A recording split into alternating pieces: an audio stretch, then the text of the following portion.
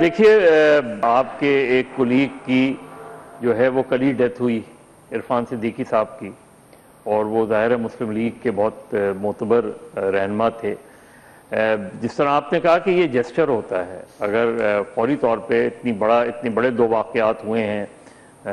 وہاں تو ابھی بھی سلسلہ جو ہے وہ چل رہا ہے، ابھی بھی آخری اطلاعات وہ تھیں، اب اس کو چیزوں کو کلیئر کی جا رہا ہے، لیکن آپ دیکھیں پچھلے 24 گھنٹے میں وانا کے اندر پھر یہ جو اسلام آباد ہائی کورٹ، اسلام آباد ڈسٹرکٹ کورٹ یا کچہری میں جو دھماکہ ہوا، یہ تو بہت الارمنگ ہے، الارمنگ دونوں طرح سے۔ ایک جس طرح آپ نے کہا کہ انٹرنیشنل اسپیکرز کانفرنس ہے، اور ایون ادروائز بھی ہارٹ آف اسلام آباد میں دھماکے ہونے کا مطلب یہ ہے کہ there is serious lack of intelligence network, کہ آپ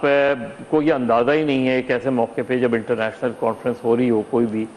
تو آپ کی انٹیلیجنس جو ہے وہ عام روٹین انٹیلیجنس سے زیادہ وہ ہونی چاہیے۔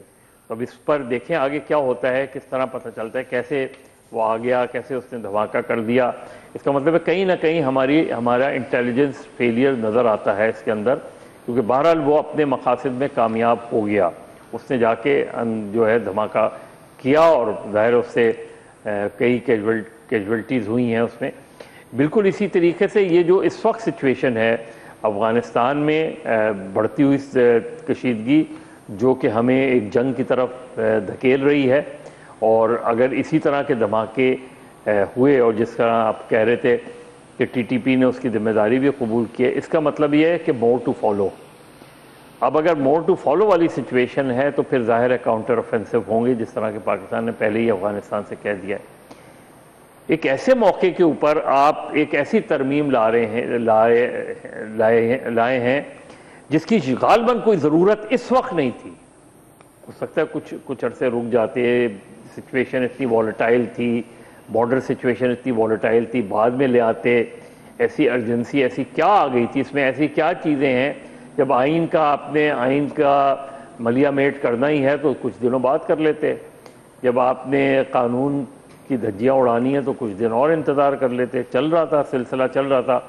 جب آپ نے استثناء لینا ہے تو اس کا بھی کچھ دن انتظار کیا جا سکتا تھا، لیکن ایسا لگ رہا ہے کہ گورنمنٹ ان ہیسٹ والی سچویشن ہے، کہ ان ہیسٹ جو ہے وہ ہر چیز ہو رہی ہے، ڈسکشن بھی فوری طور پہ سینٹ سے منوانا، اب قومی اسمبلی میں پیش ہوا ہے، اس سے بھی چند ایک دن میں ہو جائے گا، ہو سکتا ہے ایک آدھ دن ہی لگے، اس میں بہت زیادہ نہیں لگے، کیونکہ اپوزیشن ظاہر ہے اس کا بائیکاٹ کر رہی ہے۔ اور اس ترمیم کو پڑھ کے یا جو چیزیں ہائی لائٹ ہوئی ہیں اس کو دیکھ کر ایک چیز تو واضح ہے کہ 1973 کا کانسٹیٹیوشن اب ایگزسٹ نہیں کرتا۔ ایک چیز کلیئر ہے کہ یہ clear violation of charter of democracy ہے۔ میں نے آج صبح جا کے دوپہر کو چارٹر آف ڈیموکریسی کی بہت سی کلوزیں اعظم نذیر تارڑ نے اس کلوز کی تو بات کی کہ جہاں یہ لکھا ہوا ہے کہ فیڈرل شریعت کورٹ، فیڈرل کانسٹیٹیوشنل کورٹ قائم ہوگی، لیکن اس میں اور بھی بہت سی چیزیں لکھی ہوئی ہیں۔ اس میں یہ بھی لکھا ہے کہ کسی بھی منتخب حکومت کو جو ہے کسی ساز باز کے ذریعے نہیں ہٹایا جائے گا۔ اس کے اندر یہ بھی لکھا ہوا ہے کہ جو ہے وہ کارگل اور ایبٹ آباد کمیشن کی رپورٹ پبلک کی جائے گی۔ آپ پڑھتے چلے جائیں، اس میں آپ کو کلوزز مل جائیں گی۔ اس میں یہ بھی لکھا ہوا ہے کہ پبلک اکاؤنٹس کمیٹی کا چیئرمین جو ہے وہ مرکز میں بھی اور صوبائی اسمبلیوں میں بھی لیڈر آف دی اپوزیشن ہوگا۔ کیا سندھ میں، جس کی بلاول بہت مثال دیتے ہیں، کیا سندھ میں آج تک جب سے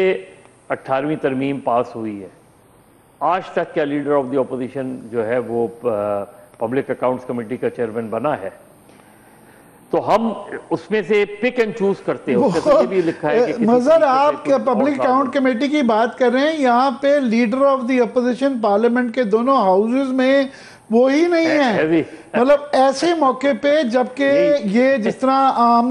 لوگوں کو بتاتے رہتے ہیں کہ یہ 27ویں ترمیم 27ویں ایک ترامیم نہیں ہے چند، یہ پوری ری سٹرکچرنگ جو ہے پورا آئین کا تیا پاچا اس کے اندر ہونے جا رہا ہے، جیسا کہ 8ویں ترمیم کے اندر ہوا تھا، تھوڑی سی کریکشن 18ویں ترمیم میں کی تھی۔ یہ چھوٹی چیز نہیں ہے۔ ایسے موقع پہ آپ کم از کم بڑا دل دکھا کے سینٹ میں لیڈر آف دی اپوزیشن کی رکاوٹ کو ہٹا دیتے، وہاں پہ محمود خان اچکزئی بھی کو قیامت نہیں آ جانی تھی اگر ان کو بھی کر دیتے۔ جی پلیز۔ عامر، بظاہر یہ لگ رہا ہے کہ یہ غالباً چائنیز ڈیموکریٹک ماڈل کو فالو کیا جا رہا ہے، یہ ویسٹ منسٹر ڈیموکریٹک ماڈل کو نہیں فالو کیا جا رہا، جہاں اس ماڈل میں جس کو ہم آج کل فالو کر رہے ہیں، جو نظر آتا ہے جسے ہم ہائبرڈ نظام بھی کہہ رہے ہیں، وہاں جو ہے وہاں اپوزیشن کا وجود نہیں ہے، وہاں میڈیا کو کس طریقے سے ٹریٹ کرنا ہے وہ واضح ہے، میڈیا کو کس طرح کنٹرول کرنا ہے، تو میڈیا اور اپوزیشن کی اس ماڈل میں ضرورت نہیں ہے۔ ویسٹ منسٹر ماڈل میں تو اس کا استثناء کا سوال ہی نہیں پیدا ہوتا، ادھر تو تمام منتخب لوگ جو ہے وہ لوگوں کو جواب دہ ہوتے ہیں۔ یہاں ہم ایک عجیب و غریب ماڈل لے کر آ رہے ہیں، چاہے کہ صدر صاحب یا دیگر لوگوں کو کس لیے استثناء اور کیوں تاحیات استثناء، کوئی اس کی منطق تو بتائیں اس چیز کی۔ یہ نہ تو یہ ویسٹ منسٹر جو ماڈل ہے اس کا وہ، بلکہ اس کے اندر جو مش میش اس کا کرنے جا رہے ہیں کہ سول لا کو کامن لا کو مکس کر کے کھچڑی بنانے جا رہے ہیں۔ ہم پورا اگلا سیگمنٹ اسی پہ ہی کریں گے۔ نہ ہی چائنیز ماڈل کے اندر جو میریٹوکریسی ہے، انہوں نے میرٹ کا ایک وہ رکھا ہوا ہے۔ حقیقت یہ ہے کہ دنیا بھر میں انہوں نے تمام ماڈلز کے اندر ہی ترقیاں لی ہوئی ہیں، اگر آپ کا اس ماڈل کے ساتھ بھی آپ سنسیئرلی فالو کریں، یہ تو لیبارٹری ہے۔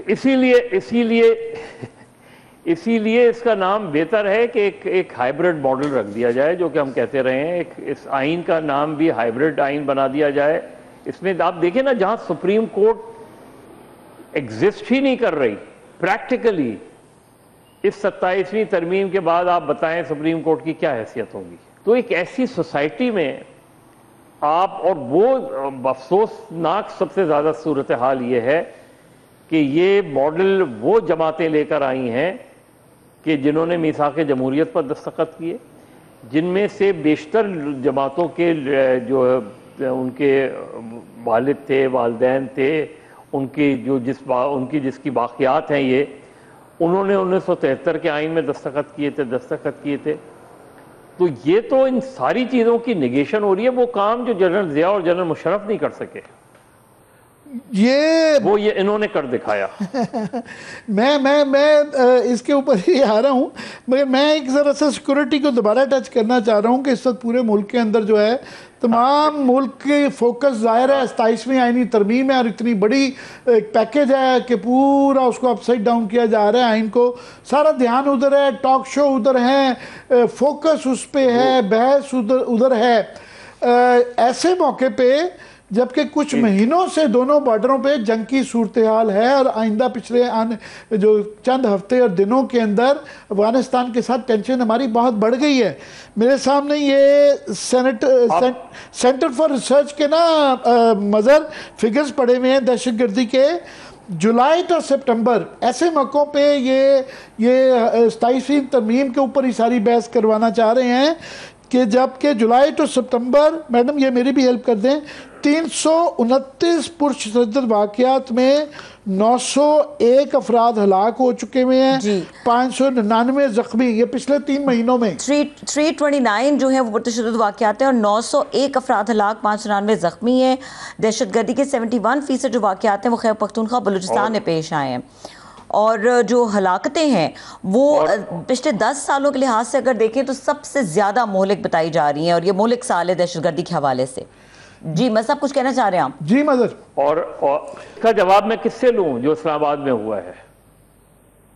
کدھر ہے آپ کی سیکیورٹی؟ کیا انٹیلیجنس ہے جو اس شہر، heart of the federal capital, یعنی جو لوگ کچہری میں کر سکتے تھے وہ کہیں اور بھی کر سکتے تھے.